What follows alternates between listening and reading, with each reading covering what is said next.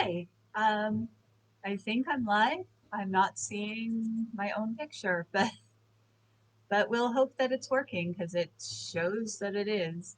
I'm going live today on my computer instead of my phone because my phone tripod broke the other day when I did my live, and I didn't want to sit here holding the phone. So we're going to try this.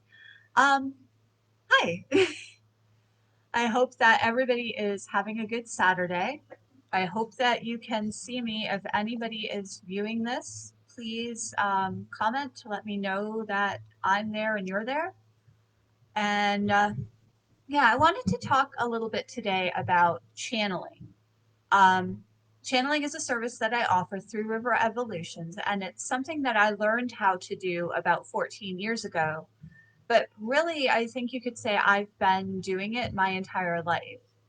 Um, when I was a little kid, I had quote unquote invisible friends. They weren't imaginary. I was very adamant about that. I can remember arguing with my parents and grandparents about it. Um, and I knew they weren't imaginary because they knew things that I had no way of knowing. And they told me about those things. Um, they were very compassionate, they were very protective of me. And um, and they didn't, a lot of times when kids have imaginary friends, those friends disappear as the child gets older because they grow out of it. Mine didn't go away. Even when I, thought I'm too old for this, I shouldn't be having imaginary friends, they didn't go away. And then about 15 years ago now, I met someone who became my mentor in energy work. And he was a channel. He did trance channeling. And as I started talking to him more, he helped me understand that my imaginary or my invisible friends, excuse me, weren't imaginary and were actually real, and they were beings that I was working with. Um, I also learned that I'm what's called an impermeable channel, which means that only my own guides are able to connect with me unless I make the conscious decision otherwise. And even when I make the conscious decision otherwise, my guides will step in and say, "Are you sure you want to do that?" Um, so for me, it's a very safe process because I know who I'm working with. I know who these beings are, and I know that I'm not going to be like energetically assaulted by any beings that I don't choose. Um, and if I do make an unsafe choice, my guides are going to help out and make sure that I'm still safe. Um, and so my mentor taught me how to do trance channeling like he did, and that was kind of fun. Um, it can be a little bit intense sometimes. My primary guide is a being of light called Shiva, and I've worked with Shiva in previous lifetimes. I'm not sure how many. So, when I incarnated this time around, we kept working together. And he, as a being of light, he has a very high energetic vibration, and that can be really intense for me and for people who are having sessions with him. So I've also learned how to do relayed channeling, which is where Shiva tells me what he wants to say, and I pass it along to the person or people that I'm channeling for. Because even though he's still present, the energy isn't quite as intense that way. But I have had clients who have had to literally walk out of the room because they couldn't deal with the energy. And so that's something that I want to make very clear to anyone who's interested in having a channeling session with me. It can be intense. The energy can be intense. The information can be intense too. Shiva is a huge proponent of free will, which means that he is not going to tell you anything that you are not ready to hear. But that doesn't mean that he's not going to tell you things that are easy to hear necessarily. And because of the belief in free will, my belief and Shiva's, um, when you have a channeling session with us, you need to ask questions. Some people, when they do channeling, it's kind of a monologue from the being or beings that they're channeling. And there's nothing wrong with that. But when I do channeling, it's a conversation, it's a dialogue, not a monologue, because Shiva needs to see and hear that he has your consent to give you the information, that you want the information, that you are there of your own free will and of your own choice.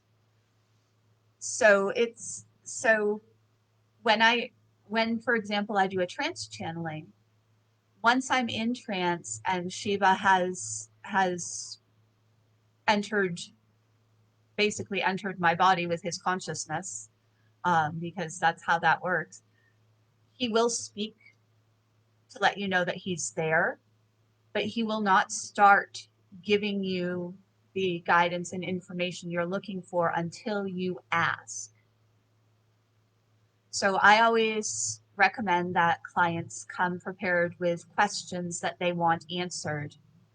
And it's while Shiva will go along with answering what do I need to know, sometimes it's better to have something a little more specific to ask so that you're clear on what you're asking for, so that you're not getting blindsided, so that you are able to feel heard and validated, because that's part of what this is about.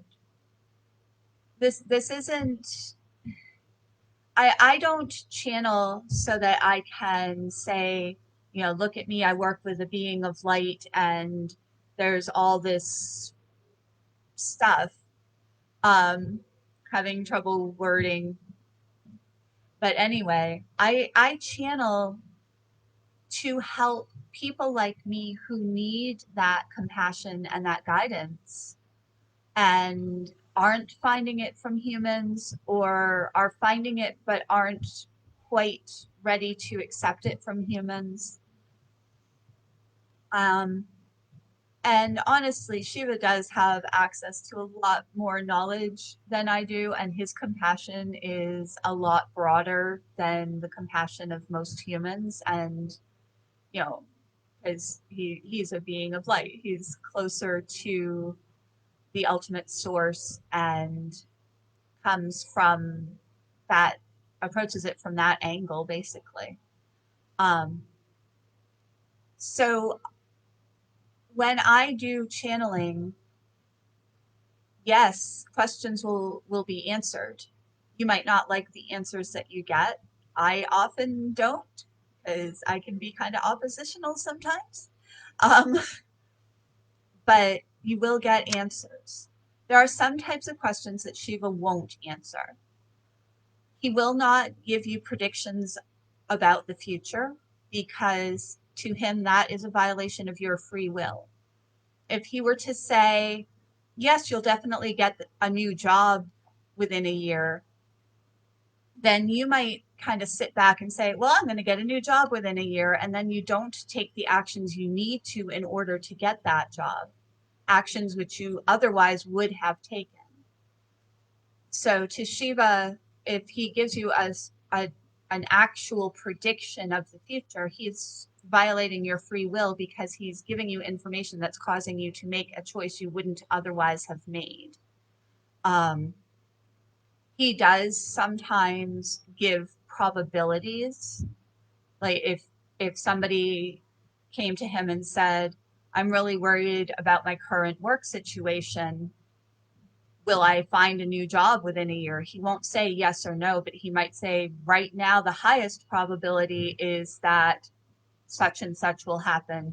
However, the future can be changed.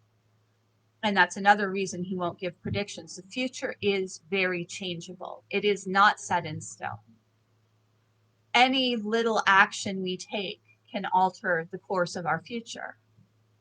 He can see what the outcome will ultimately be, but he won't give that information because he doesn't see time in a linear way, but we live in a linear timeline. He also won't give information about other people unless that other person is sitting beside you saying, yes, give this information. He won't give that information because it's a violation of free will. I did a session for somebody who said, why is my son acting this way and doing this such and such? And Shiva's response was, why are you so concerned with what your son is doing? What are you doing to help him? What can you do to help him? And never gave an answer about what the son was doing or why, because the son wasn't there giving permission to be discussed. So if you ask about another person, you're either going to get, I'm sorry, I can't answer that, or you will get a response that focuses on your connection to that person and your actions and words that might be contributing to the situation. And one more really important thing that I try to explain with channeling, I don't talk to dead people. Mediumship is communication with the dead. And I know a lot of people who are really good at that, and that's their thing, and that's awesome. That is not what I do. And some people some people that I've talked to about channeling don't understand the difference. So basically, as I've learned, and other people might have different information, but from what I've learned, channeling is connecting with higher vibration beings, beings of light, angels, collectives. Mediumship is connecting with and communicating with dead spirits. So if you ask me or Shiva what's going on with your departed great grandmother, there's not going to be an answer because that's not the type of work that I personally do. And I can give you the names of people who do it, but yeah, if you enter a channeling session hoping for information about somebody who has passed away, you won't get that information. I'm offering channeling sessions now. I can do video channeling by Zoom or by Facebook video messenger. I also offer email channeling where you email me your questions, and usually when I do an email channeling, I actually go into trance and allow Shiva to type the response, and then I proofread it and correct typos because having somebody else controlling my typing fingers often leads to typos. Right now, I'm offering free 15-minute video channelings and free single question email channelings to anyone who asks, who is willing to give me feedback or a testimonial in return. So no monetary exchange of energy, but I do ask for a testimonial if you feel that it's warranted, or for honest feedback. If you don't feel I've earned a testimonial, then I would love to hear why, because I want to improve my skills and improve how I connect to and relate to clients. So if you're interested in that, please send me a message or comment on this video and we can set something up. I have a pretty open schedule right now. And if you have any other I don't know if you had any questions in the first place, so I can't say other questions. If you have any questions about channeling about Shiva, about how I do this, why I do this, I'm happy to answer. And I am going to end this video now and hope that it's actually a video because I couldn't see myself on camera at all. I'm not seeing any indication that there's a video being done. So I really hope this worked. And I hope that I get a new phone tripod soon so I can do it on the phone where I know it's working. Anyway, I hope you have a great weekend. If I can help you or work with you in any way, or if you're interested in just finding out more, please shoot me a message or comment on this video. And meanwhile, take care.